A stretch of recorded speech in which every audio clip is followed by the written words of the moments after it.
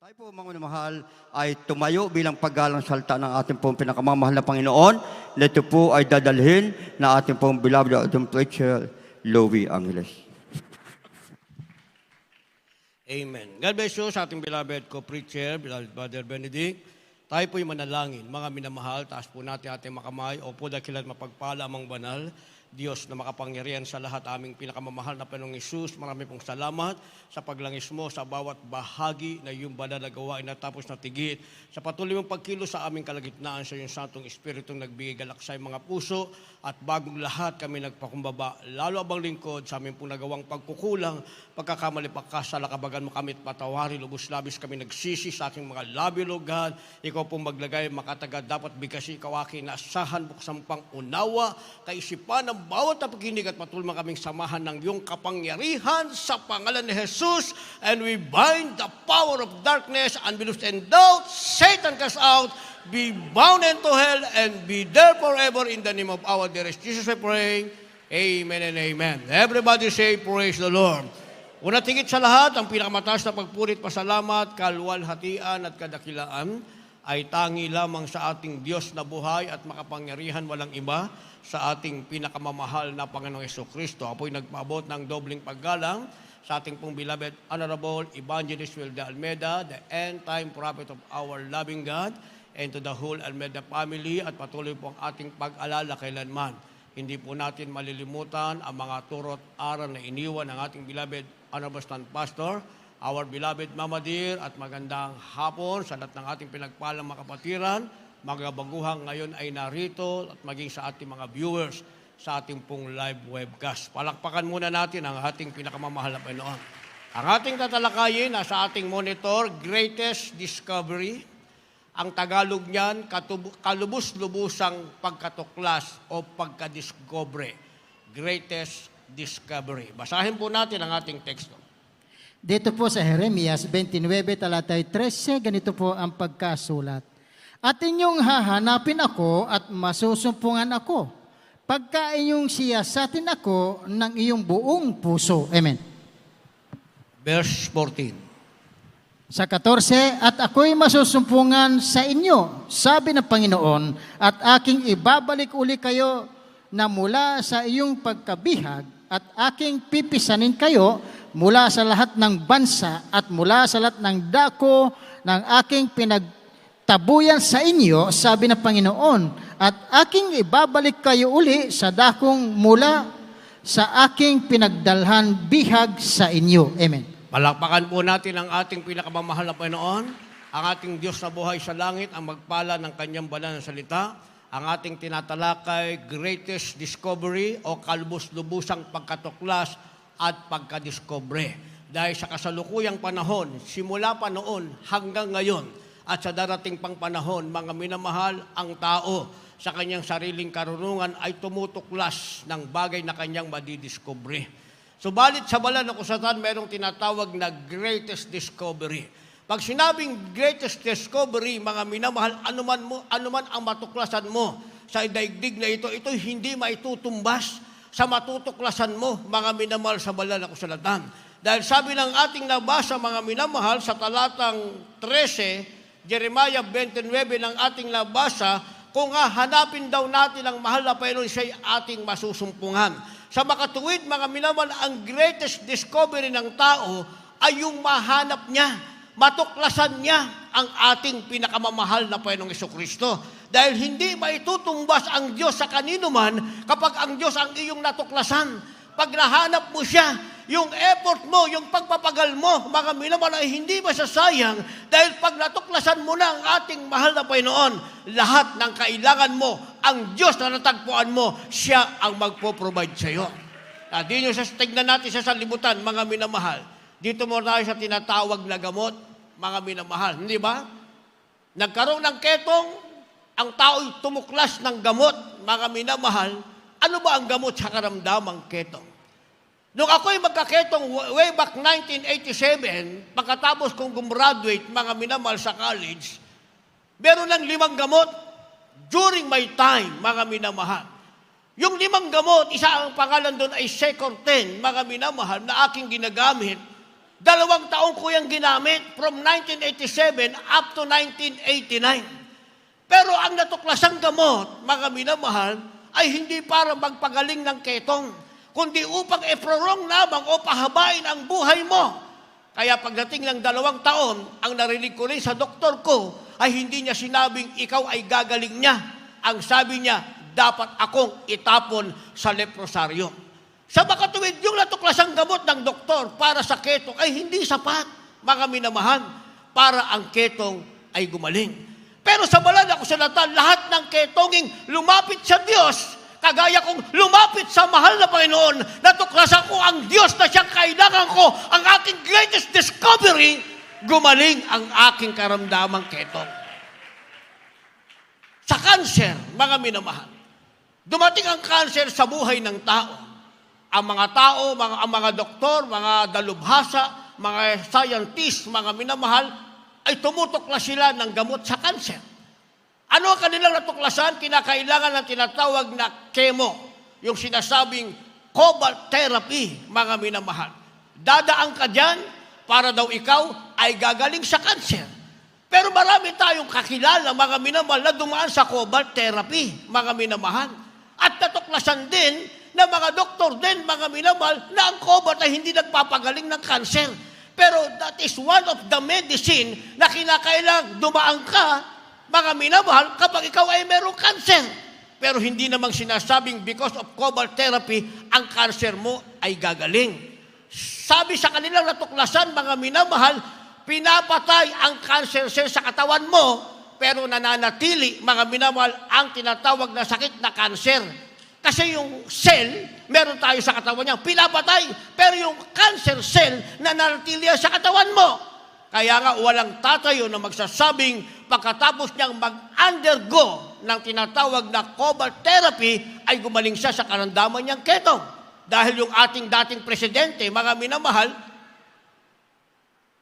meron siyang cancer. Saan siya namatay? Sa cancer.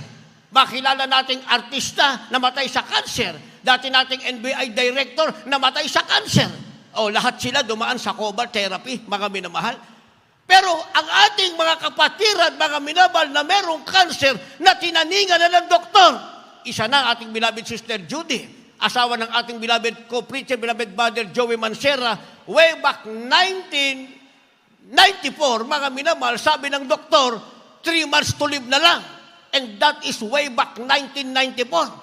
Sabi ng doktor sa kanya, ang buhay mo ay 3 buwan na lamang. Subalit, mga minamahal, natuklasin nila ang ating mahal na Panginoon. Hanggang ngayon, Sister Judy, buhay. Wala ng cancer. Nasaan na yung doktor na nagsabing, Sister Judy ay mabubuhay na lamang ng 3 buwan? Nasaan na? Si Brother Joey ay bumalik doon sa doktor para sabihin sa kanyang, sa Jesus Miracle Crusade, ay may Diyos na kapag natuklasan mo, ang cancer ay gagaling. Ipapatotoo niya yung kanyang beloved wife na gumaling sa pangalan ni Jesus. Sabi ng mga doktor na nandun, ay si doktor ganito, ay wala na. Nasaan po? Kasi ipapakita ko sa kanya yung aking beloved wife na tinaningan niya ng 3 buwan, hanggang ngayon buhay pa, ay wala na. Nasaan nga po? Patay na. O di yung nagtaning na una pang namatay, kaysa sa tinaningan, mga minamahal, yung iba, mga minamahal, ano ba ang natural medicine, mga minamahal? O nag-imbento sila, ito herbal, kailangan natin ng herbal. Herbal, herbal, herbal, herbal. O ano nangyari, mga minamahal? Nasobrahan sa herbal, ano nangyari? Wala na rin buhay, mga minamahal. Hindi ba? Pero sabi ng ating nabasa, hanapin mo ang Panginoon, masusumpungan mo siya. Pag nasumpungan mo siya, ibabalik ka niya mula sa iyong pagkabihag. Nabihag ka ng karamdaman, bunga yan ng iyong kasalanan. Nabihag ka ng karamdaman, bunga yan ng iyong mga bisyo. Nabihag ka ng kahirapan, bunga pa rin yan ng iyong bisyo. Magpapakamatay ka, bunga yan ng iyong kasalanan. Lahat ng bunga ng kasalanan mo, nagdala sa iyo sa karamdaman, nagdala sa iyo sa problema, nagdala sa iyo sa kahirapan. Sabi ng ating nabasa, pag natuklasan mo ang Diyos, ibabalik ka niya mula sa pagkabihag mo, palalayain ka ng ating pinakamamahal na Panginoon. Kaya sa buhay ni Daniel, mga minamahal, ang meron si Daniel yung tinatawag na takot sa Panginoon. Ang sabi, pag nagkaroon ka ng takot sa Panginoon dahil natuksasan mo ang Diyos, malibang kasing matuklasan mong Diyos, hindi ka magkakaroon ng takot sa Panginoon.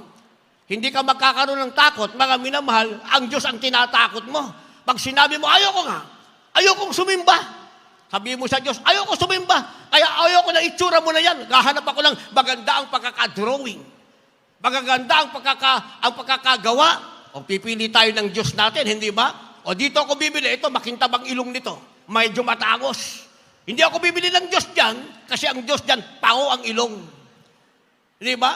Diyos ang tinatakot natin, mga minamahal. Pero pag natuklasan mo ang Diyos, magkakaroon ka ng takot sa Diyos, yung takot mo sa Diyos na natuklasan mong Diyos, mga minamahal, magbibigay sa iyo ng tinatawag na wisdom, knowledge, and understanding. Basa, kindly. Dito po sa Aklat ng mga Kawikaan, Kapitulo 1, ang talatay 7, ito pong nakasulat. Ang takot sa Panginoon ay pasimula ng kaalaman, ngunit ang mangmang ay humahamak sa karunungan at turo. Kawikaan, Kapitulo 2, ang talatay 6. Sapagkat ang Panginoon ay nagbibigay ng karunungan, sa kanyang bibig nanggagaling ang kaalaman at kaunawaan. Palakpakan natin ang mahal na Panginoon, lahat magsabi ng praise the Lord. So pag natuklasan mo ang mahal na Panginoon, magkakaroon ka ng tinatawag na takot sa Kanya. Dahil nagkaroon ka ng takot sa mahal na Panginoon, ang sabi, ito na ngayon ang simula ng iyong karunungan. Malalaman mo na paano ka mabubuhay ng payapa na wala kang karamdaman habang ikaw ay merong tinatawag na karunungan na nanggagaling sa Diyos at dadagdagan ka pa ng mahal na Panginoon ng tinatawag ng paunawa at kaalaman. Kaya sabi ng ating nabasa, Kawikaan 1, ang talata ay 7, ang takot sa Panginoon ay pasimula ng kaalaman, ngunit ang mangmang ay humahamak sa karunungan at turo. Yun daw mangmang, mga minamahal. Sasabihin niya, hindi ko kailangan ng Diyos. Ito, natuklasan ko na. Ito ang gamot. Ito ang kailangan kong herbal. Sinasabi. Ang sabi mga minamahal, napapahamak lang siya dahil ang tawag sa kanyang mangmang, yung turot kaalaman na galing sa Diyos, hinahamak niya. Wala siyang takot sa Diyos, wala siyang kaalaman.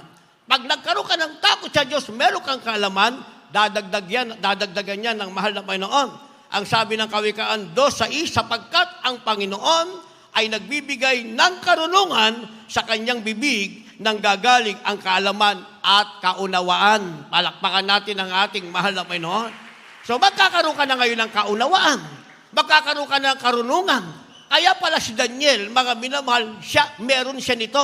Dahil natuklasan niya ang mahal na Panginoon, ipinakilala sa panahon pa ni Abraham, mga minamahal, panahon ni Moses, ipinakilala na sa bansang Israelite ay merong isang Diyos na makapangyarihan, ang pangalan ay Amang nasa langit, mga minamahal, yun ang kanilang sinasamba. Ang Diyos na hindi nakikita, ang Panginoon o Diyos ni Moses, ni Abraham at ni Isaac, mga minamahal. Kaya minana yon ngayon ni Daniel. Sa panahon nila ang mga Israelite ay naging alipin, naging captive sila, mga minamahal, ni Haring Nabucodonosor.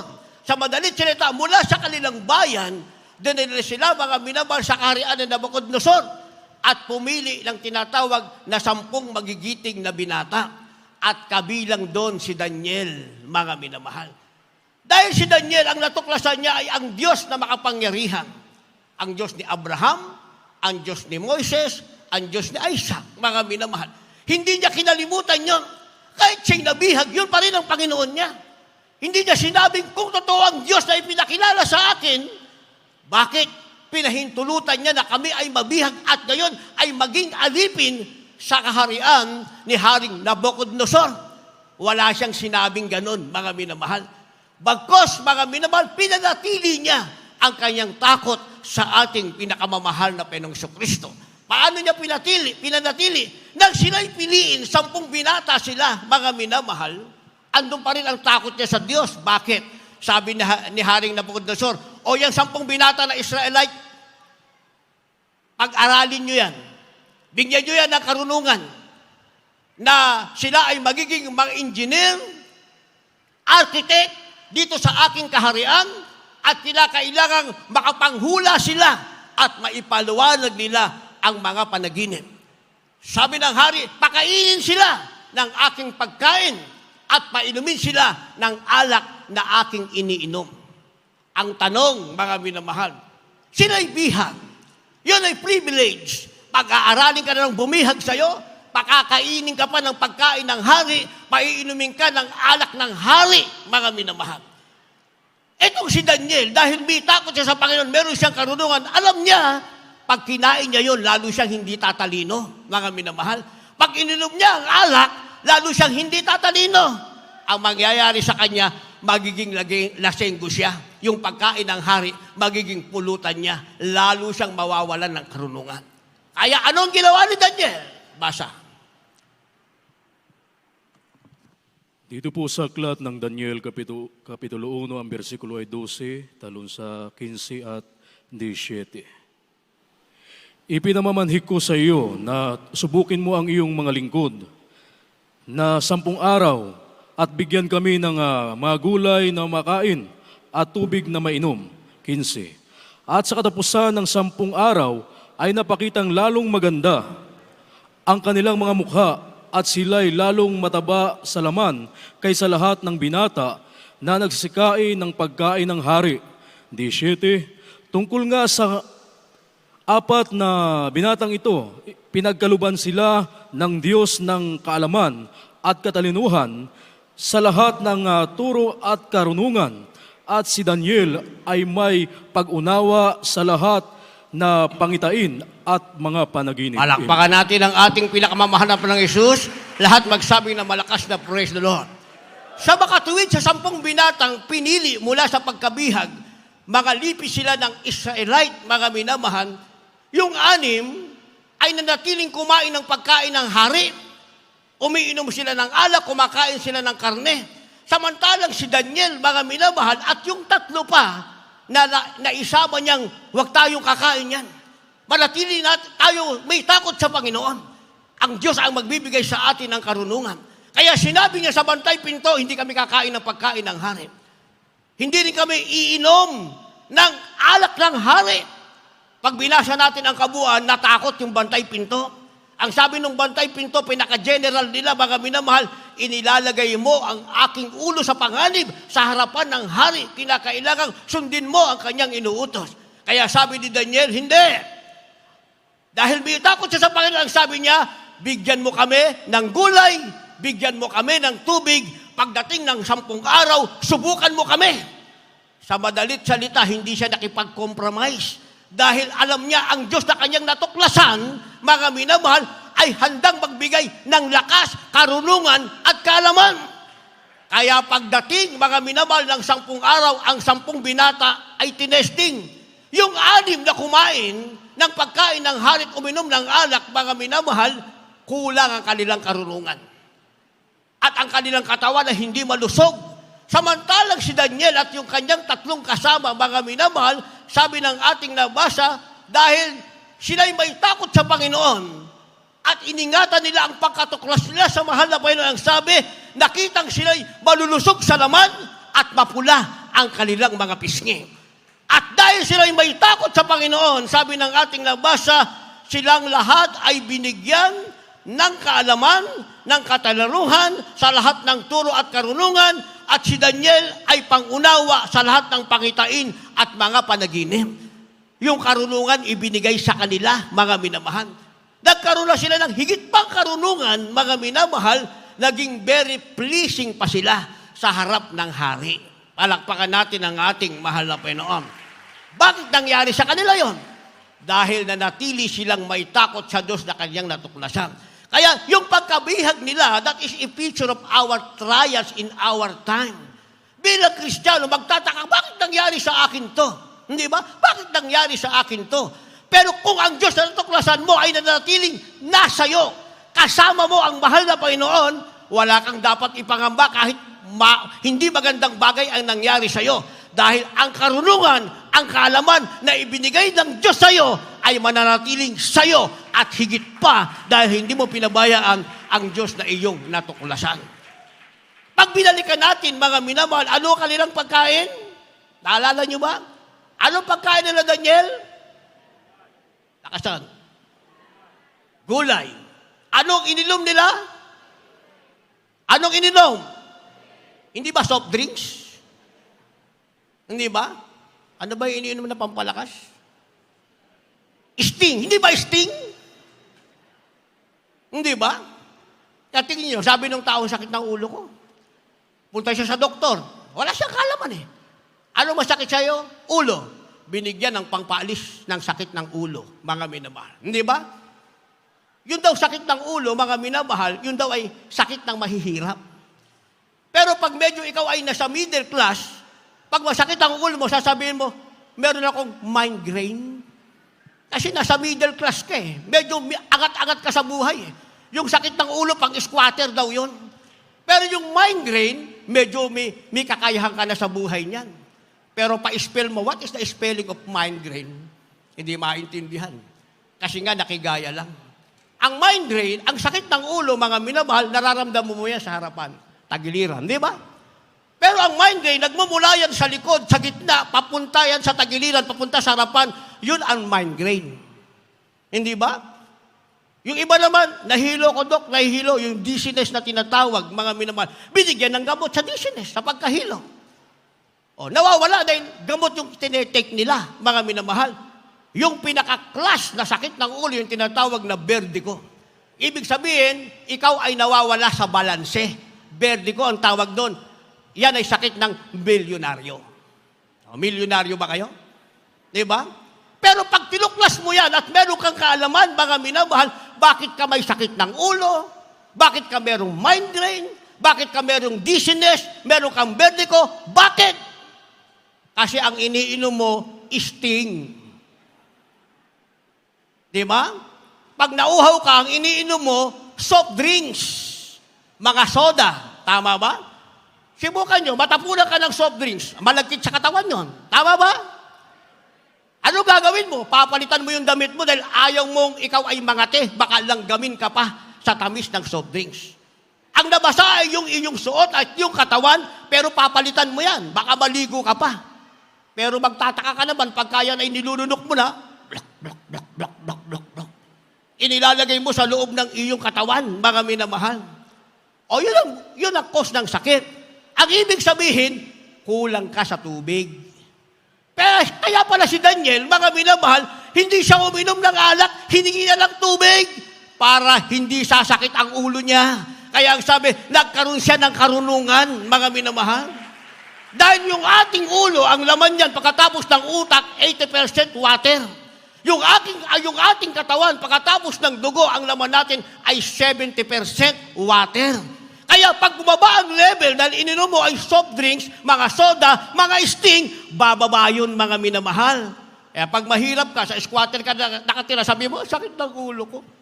Pag medyo sa subdivision ka nakatira, sabi mo, meron akong migraine. Pag medyo sa Forbes ka nakatira, sasabihin mo, ay meron akong vertigo. Di ba? Pag mahirap ko ulit, sabihin mo, nahihilo ako. Pero, hindi kasi natin nadala yung karunungan ng galing sa Diyos. Kaya pala si Daniel, mga minamahal, hindi rin siya kumain ng mga inihaw. Hindi rin siya kumain mga minamahal ng lempo. Sino kumakain ng lempo? Walang kumakain ng lempo? Yan ang kapatiran sa Marilao. Lugi ang litsong manok, hindi kumakain sila ng liempo. Diba? Wala kumakain ng liempo rito. Si Father Lowell lang nagtapat. Ano kinakain nyo? Ano kinakain nyo? Gulay. Bigla kayo naging vegetarian. Kaya natin tinalakay ito, mga minamahal, kasi pag natuklasan mo na, ang mahal na Panginoon, gayahin mo si Daniel. Si Daniel, kahit nasa pagsubok, hindi niya sinabi, bihag tayo rito. Pagkakataon natin ito, kumain tayo ng masarap na pagkain, libre lang. Tuturuan pa tayo, pag-aaralin pa tayo, libre lang.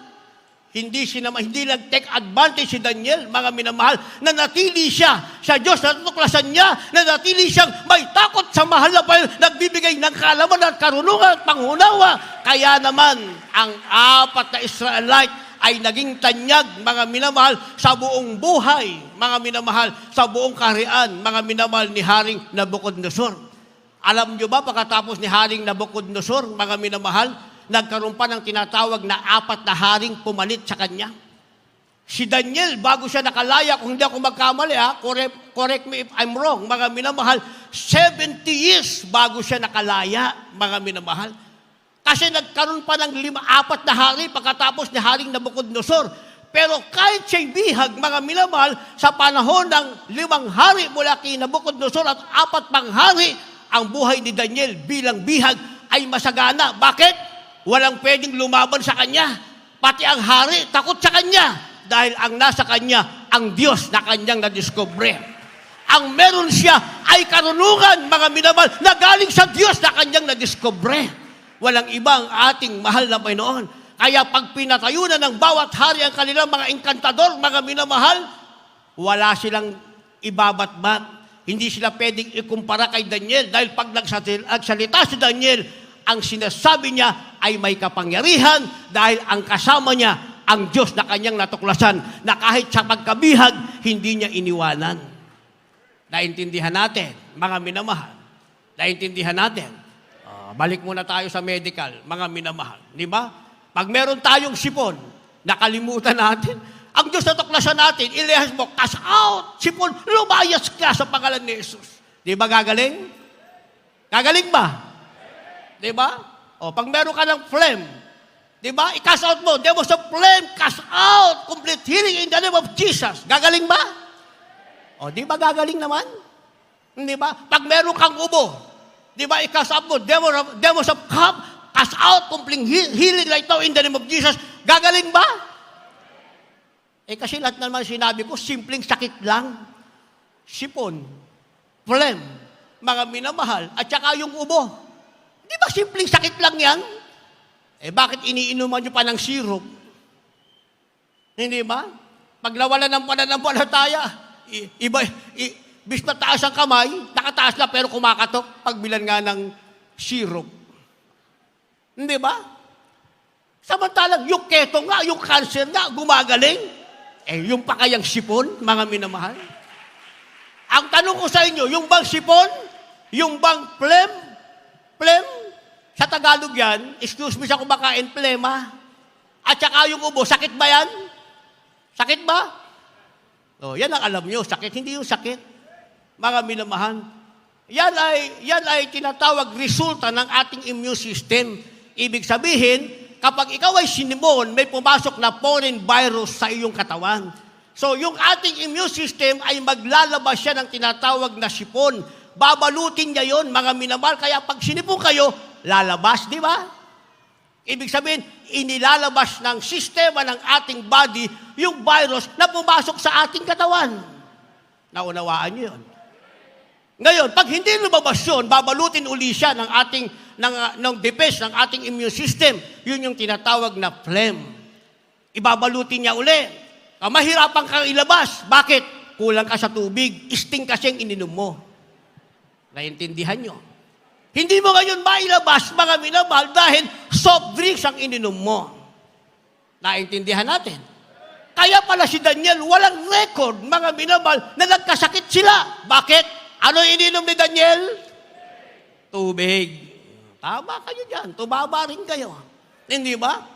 O yung ubo, mga minamahal, sakit ba yon? Hindi po yung sakit, mga minamahal.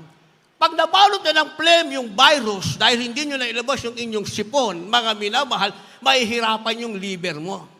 Kaya yung liver, mga minamahal, bobuelo siya. Bobuelo para magkaroon ng hangin. Pag nagkaroon siya ng hangin, itutulak niya yon, mga minamahal. Mararamdaman mo, uubo ka, magkakaroon ka ng cough. Kaya pag umubo ka, ang ibig sabihin na ilabas mo na yung foreign virus na sa loob ng iyong katawan. Naunawaan nyo? Hindi pala sakit yung tatlo. Yun pala, mga minamahal, ay tinatawag na defense natin galing sa ating immune system. Ngayon, nagkaroon ka ng sipon. Nakalimutan mo Diyos na tuklasan mo. Ano gagawin mo? Hindi ka inom ng tubig. Inom ka ng syrup, inom ka ng tableta. Naku, tumigas na. Sakit na lalamunan. Ganun na naman ang gagawin mo. Naku, inuubo na ako.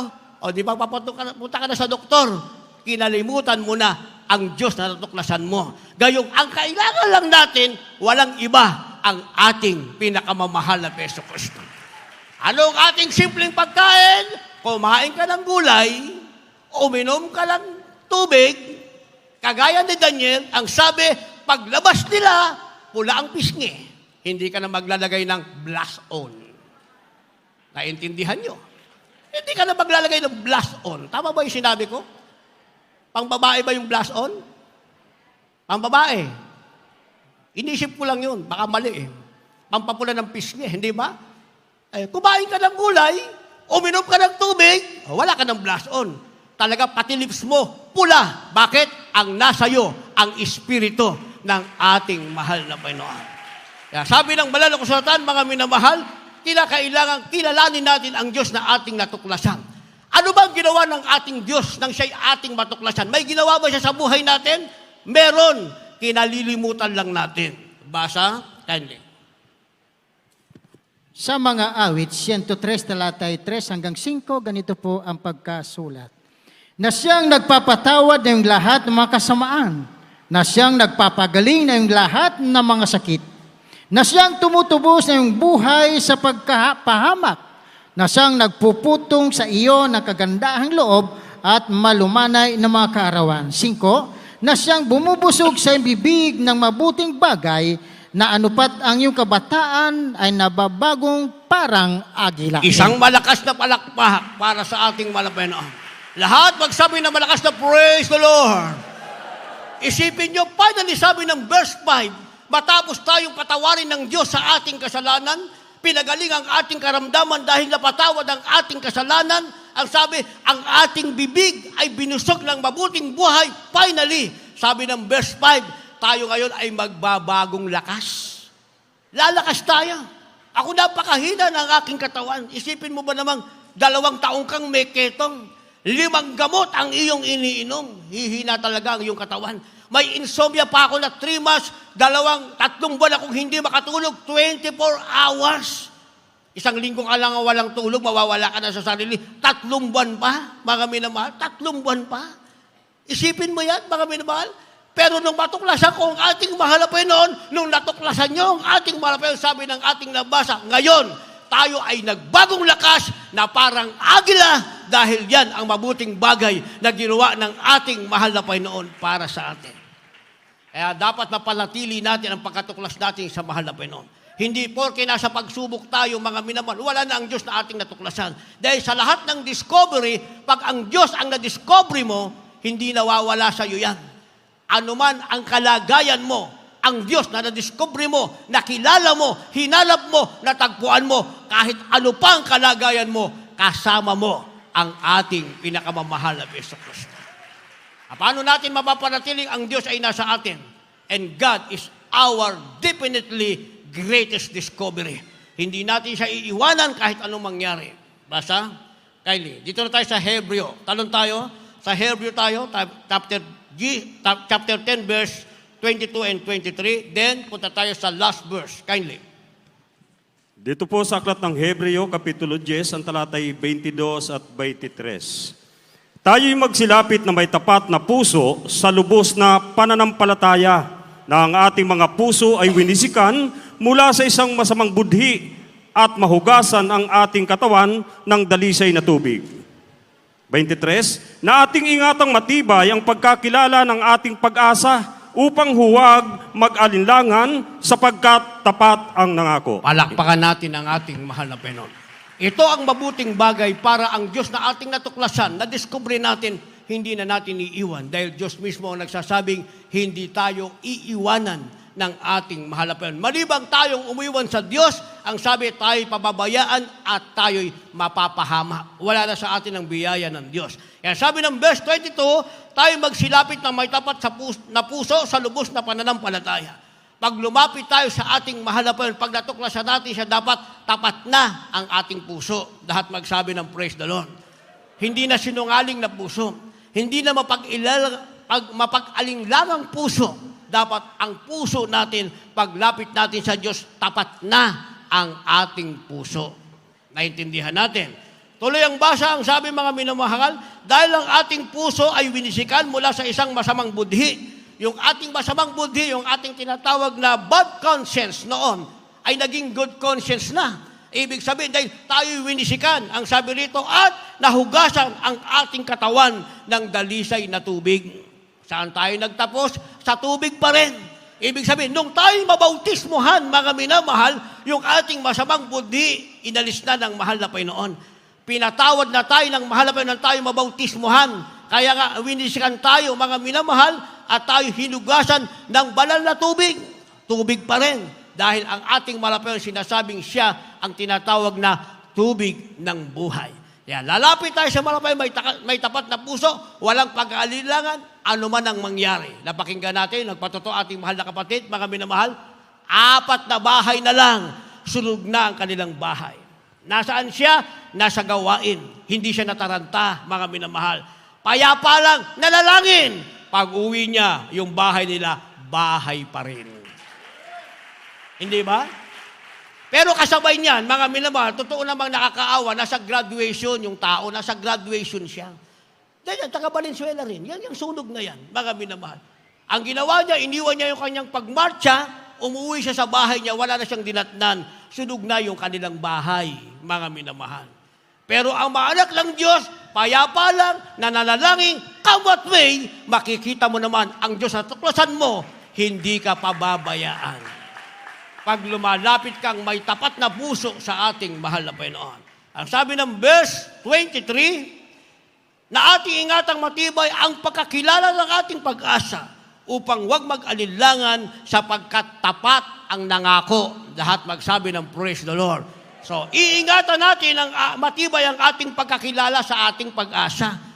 Yung pagkatuklas natin sa mahal na Panginoon, ang Diyos na sa langit, ang ating pinakamahal na Hesus Kristo, siya ang ating pag-asa. Iingatan natin matibay, sabi ng ating nabasa, sapagkat tapat ang ating Diyos sa kanyang pangako. Pag sinabing iingatan ka, iingatan ka. Pag sinabing pagagalingin ka, pagagalingin ka. Pag sinabing ibibigay ang lahat ng kailangan mo, plus langit, buhay na wala hanggan, tapat ang Diyos, gagawin niya yan para sa iyo.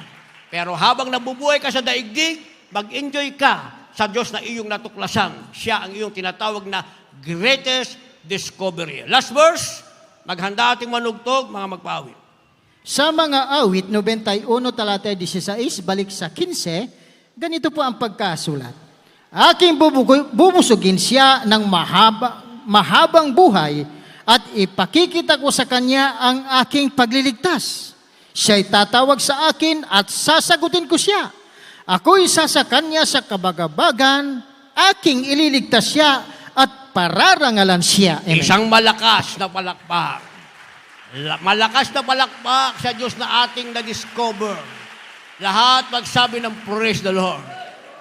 Habang naghihintay tayo sa pagbalik ng mahal na Panginoon, sabi, ang ibibigay ng Diyos ay mahabang buhay at ipakikita niya sa iyo araw-araw ang kanyang pagliligtas. Verse 15, tatawag tayo, ang Diyos ay sasagot. Ang sabi, ililigtas tayo sa kabagabagan, ililigtas tayo at tayo'y pararangalan ng ating mahal na Panginoon. Kaya nga sinasabing, pag ang Diyos ang pinaglingkuran mo, that will be your greatest discovery. Yan ang iyong katubus-tubusan, kadaki-dakilaang na-discover sa buhay mo. Hindi nakatapos ka ng pag-aaral, hindi nakapag-put up ka ng negosyo, hindi naging masaya ang buhay mo, hindi may kotse ka, may bahay ka, may negosyo ka. Hindi yon. Dahil ang Diyos ay nasa iyo. Yan ang tinatawag na greatest discovery sa buhay mo. Tayong lahat ay tumayo, umawit sa ating mahal na Panginoon. Sa lahat ng ating pinagpalang baguhan, sa araw na ito, meron kayong natuklasan. Mamaya pag uwi nyo sa bahay nyo, makinig kayo ng balita sa telebisyon, magbasa kayo ng dyaryo, ang mababasa nyo, ang mga taong napahamak sa mahabang maghapon. Pero kayo'y pinagpala ng ating mahal na Panginoon, nakatuklas kayo ng isang dakilang bagay sa buhay nyo. Walang iba ang ating pinakamalit na Hesus Kristo. Lahat ng kasama nyong baguhan, nasa likuran, nasa left and right wings, dali nyo sila sa harapan, hihintayin natin sila. Tayo umawit, awiting kahit na anong mangyari. Hallelujah. Panginoon, salamat.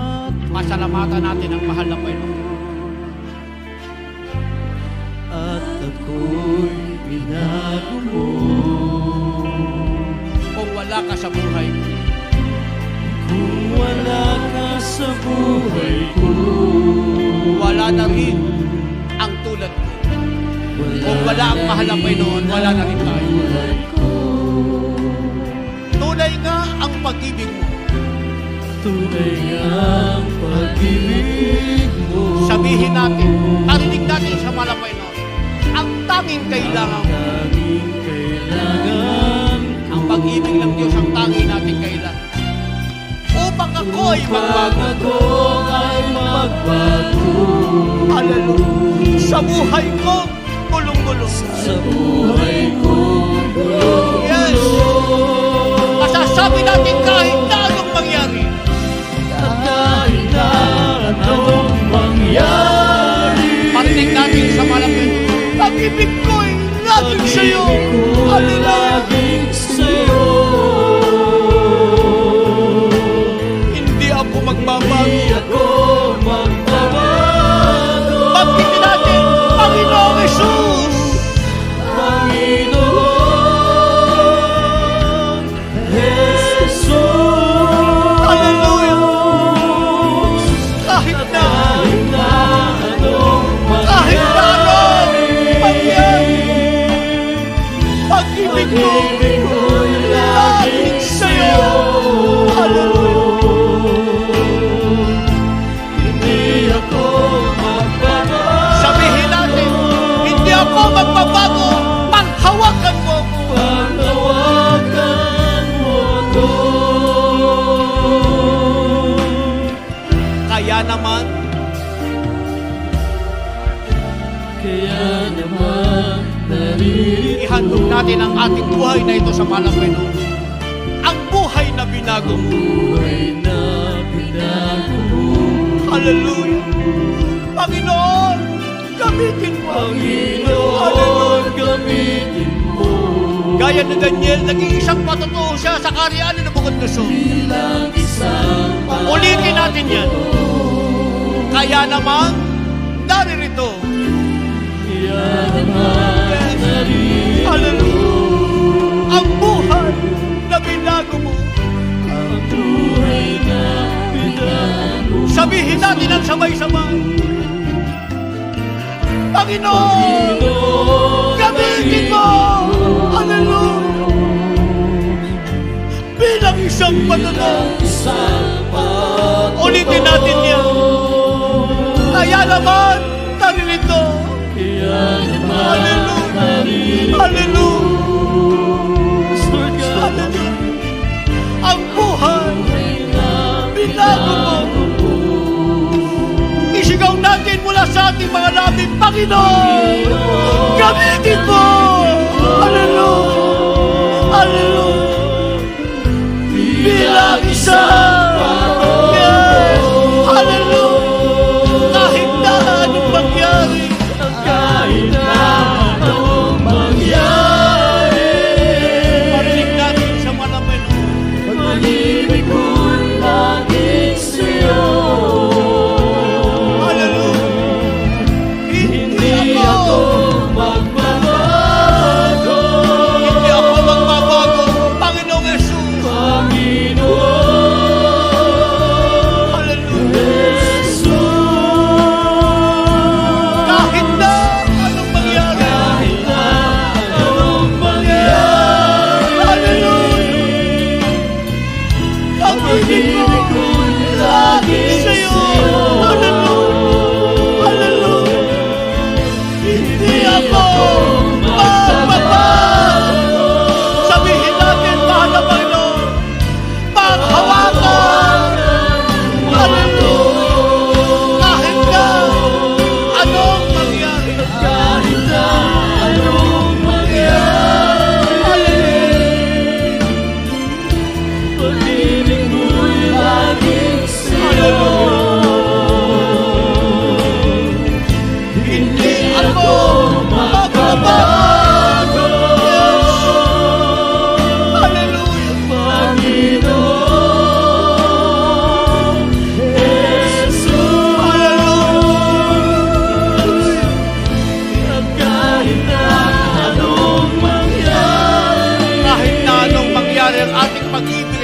Pag-ibig ko'y laging sa'yo. Hindi ako magbabago.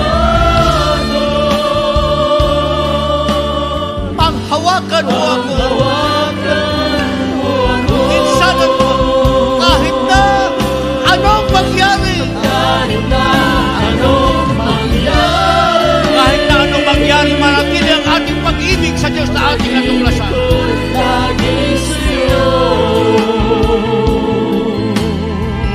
Hindi ako magbabago. Panginoon Jesus, na kahit na anong mangyari, pag-ibig ko'y laging sa'yo. Hindi ako magbabago. Ang hawakan mo ako. Hindi ako magbabago.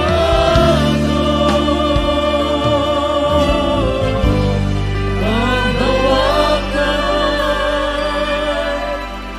mo ako. Hallelujah, hallelujah, hallelujah. Hallelujah, purihin ang ating pinakamamahal na Panginoon. Sa ating mga minamahal na mga bisita sa araw pong ito.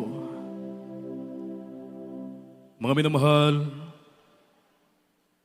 kayo po ay pinagpala sapagkat alam naming ang mahal na Panginoon mismo ang siyang nagdala sa inyo dito sa tunay na iglesia ng ating dakilang Diyos. Kayo po ay saksi ngayon mga minamahal kung paano kumikilos ang ating dakilang Diyos sa bawat mananampalataya sa Jesus Miracle Crusade International Ministry.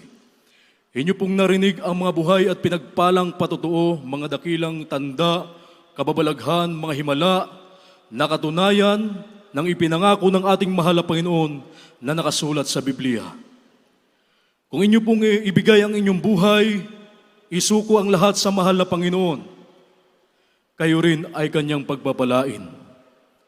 May 4 na reglamento o susi ng kaligtasan. Kinakailangan niyo po ang 4 na susing ito upang mabuksan ang mga pintuan ng langit at kayo po ay maging tagapagmana ng walang hanggang buhay. Una po, pananampalataya. Kinakailangan sumampalataya ka sa Diyos, sa nag-iisang Diyos, na bumaba mula sa langit at nagpahayag bilang isang tao upang magdusa at mamatay sa krus ng Kalbaryo para sa kasalanan ng buong mundo. At nabuhay maguli upang patunayan na siya ang nag-iisang Diyos, wala nang iba, kundi ang ating pinakamamahal na Panginoong Hesukristo. Ang pangalawa po ay pagsisisi. Kailangang pagsisihan mo ang lahat ng iyong mga nagawang pagkakasala at iwanan ang makasalanang buhay na kailanman ay hindi mo na ito babalikan pa. Kapag nakita ng Diyos na nais mong totoong magbago upang maging matuwid sa harapan ng ating mahal na Panginoon, ang Diyos ay tutulungan ka. Amen.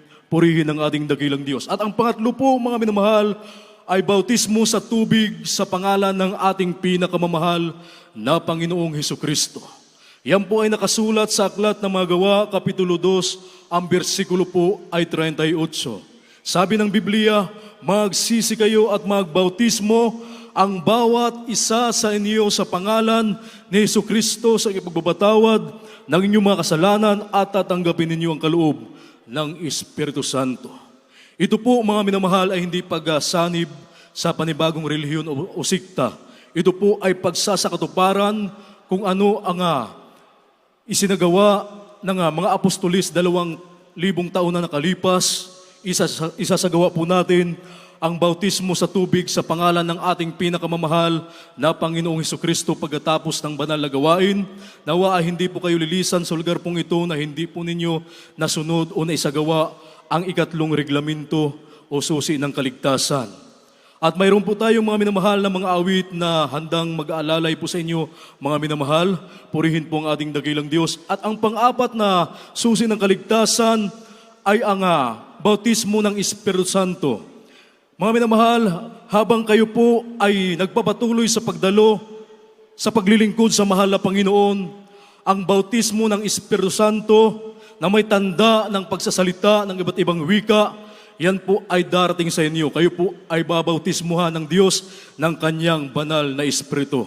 Purihin ang ating dakilang Diyos. Kaya sa mga sandaling ito, para sa ating mga minamahal na mga bisita, pakitaas po ang inyong dalawang kamay at isuko po ninyo ang inyong buhay sa mahal na Panginoon.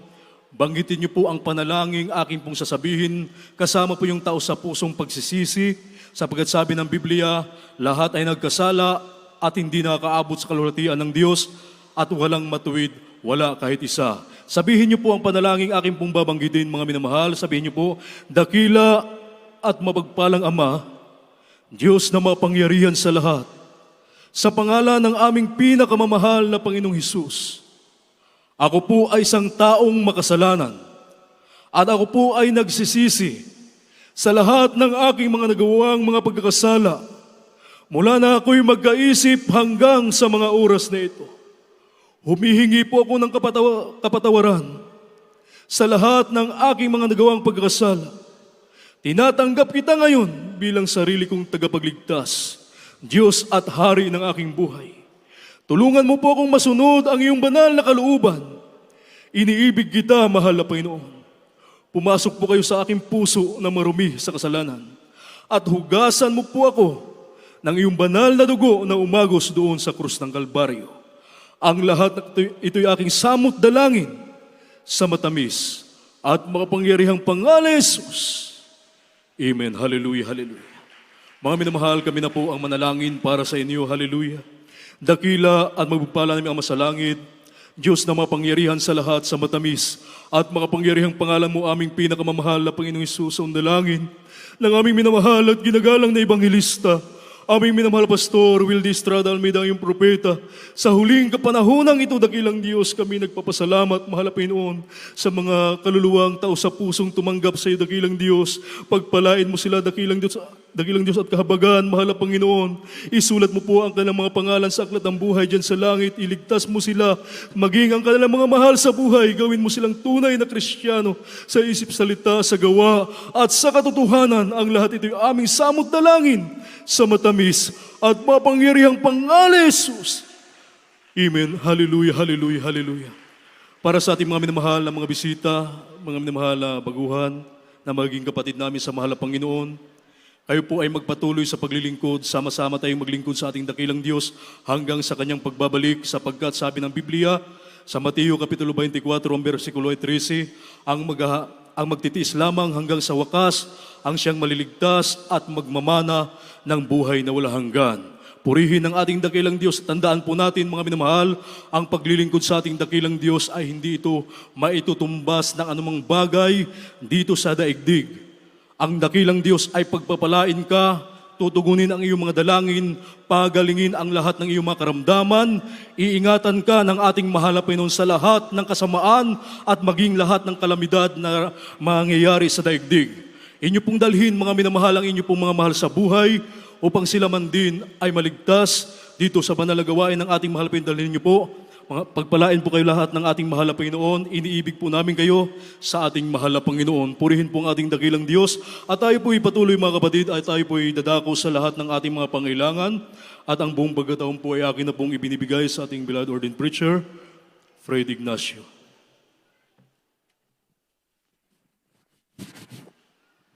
Amen. God bless you po, beloved Brother Rodel, my co-preacher. Maraming salamat sa ating dakilang Diyos. Ating pong napakinggan ng ating pong napag-aralan, minamahal, the greatest discovery. Naalaman po natin, minamahal ko na ang Diyos sa Jesus Miracle Crusade, ang Diyos na nagpapagaling ng karamdaman. Ang sabi sa Biblia sa Jeremias 29:11 hanggang 13, alam kong iniisip ko sa inyo, sabi naman na Panginoon, pag-iisip na mabuti, at kung kayo tatawag sa akin na masikap, tutugunin ko kayo. Tandaan po natin, minamahal, At bawat napag-aaralan po natin, itatanim natin sa puso't kaisipan sapagkat ang diablo man ay pinag-aaralan ka at gagawa sa ng paraan upang ikaw ilihis sa tamang aral. Kaya kung minsan nagpapasalamat tayo sa Diyos, nung pala ang dapat natin pasalamatan, tao. Bakit, minamahal? Sa tao tayo umasa. Kaya salamat, imbis na salamat God, salamat Doc. Tandaan po natin yung minamahal. Ang sabi sa Biblia, pananampalataya at maging kalugod-lugod ka sa ating dakilang Diyos. Huwag mo isipin yung nervyos. Ang buhay ng tao, pag 70 ka lang, 70 ka lang. Pag 50 ka, huwag mong dagdagan. Sapagkat ang tao, minamahal ko, pag tinandingan ang buhay ng doktor, pag lumapit sa ating dakilang Diyos, dadagdagan pa niya. Katulad si Hari Hezekiah, 15 anyos. Kaya tandaan po natin, minamahal, maging mabuti tayong manampalataya. Makinig tayo ng mainam sa aral. Sapagkat inaakala natin, minamahal ko, naglilingkod pala tayo sa Diyos, wala tayong tiwala sa Kanya. Kaya sabi, ngayon sa dalag ito, minamahal ko, ang sabi sa Biblia ng ating Panginoong Kristo, sa Mateo 11:28, call unto me and I will answer thee, and I will show thee great and mighty things which thou knowest not. Tumawag kayo sa akin, kayo nabibigit ang luba at pagpapakitaan ko yung mga bagay na hindi niyo lubos maunawaan. So makita po natin, minamahal, ang gamot para sa ating karamdaman ay ang salita ng ating dakilang Diyos.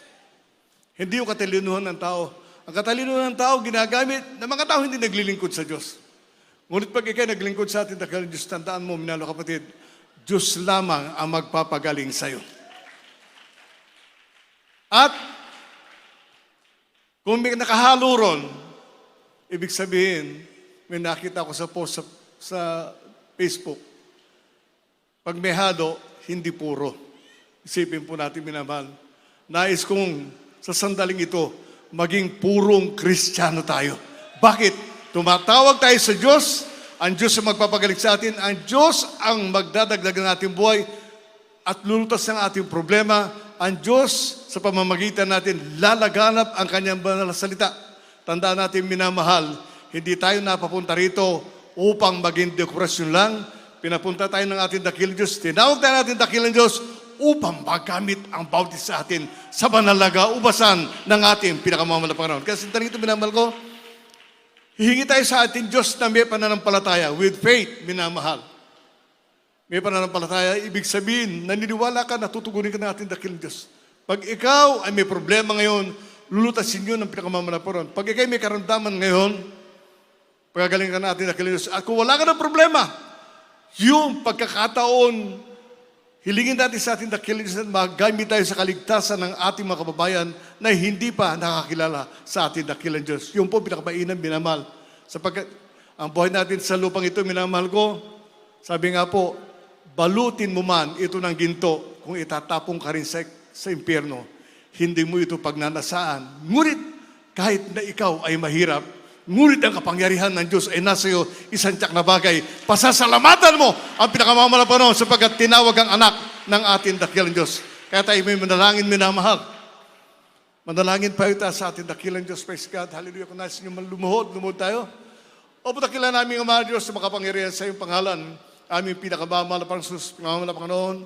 Sa paunang panalangin po ng aming minamahal, ginagawa ng Pastor Evangelista Will Stadler Medio, yung banal na propeta.